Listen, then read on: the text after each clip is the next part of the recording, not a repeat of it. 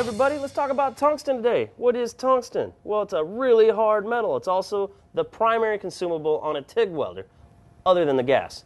And people always say, hey Jared, what kind of tungsten should I use? There's green tip, there's brown tip. I tell you what, I use red tip for everything. Save yourself some dough and stick with the type of tungsten that's the most versatile. This little guy will weld just about anything. Tungsten comes in different diameters. That's something you should think about too.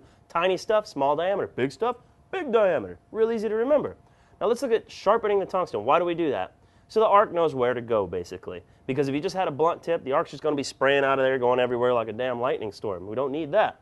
So what you want to do is get this guy to a fine, fine point like this. Now I like to sharpen mine so it looks like a pencil. You like to have a good sharp writing instrument. You like to have a good sharp welding instrument as well, in the case of the tungsten.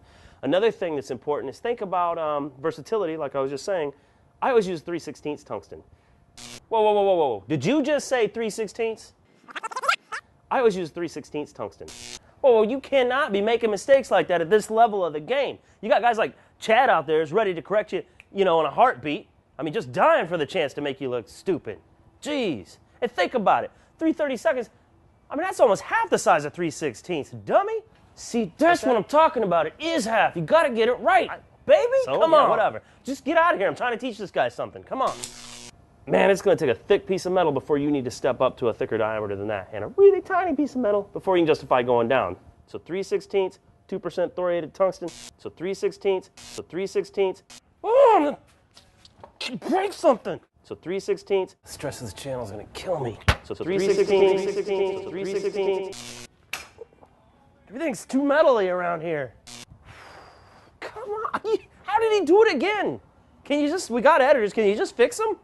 Jeez. Man, it's going to take a thick piece of metal before you need to step up to a thicker diameter than that, and a really tiny piece of metal before you can justify going down. So 3/32. 2% thoriated tungsten will get you where you need to be 99% of the time to save you some dough, like I said. All right, now let's look at sharpening this darn thing. So I'll come back. You want the cutting surface to always go towards the tip. So in other words, you're pointing this towards the cutting surface. Like I said, it's doing that. And what that's going to do is keep all the little grinding marks, all the little serrations going, all funneled down to that point.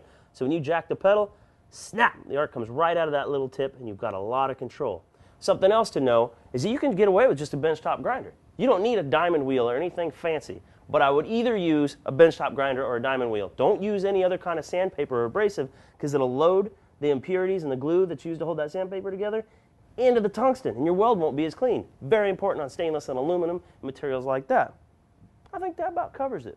Diamond wheels, you can get one if you want. They do a great job, but man, they're expensive because they got diamonds in them.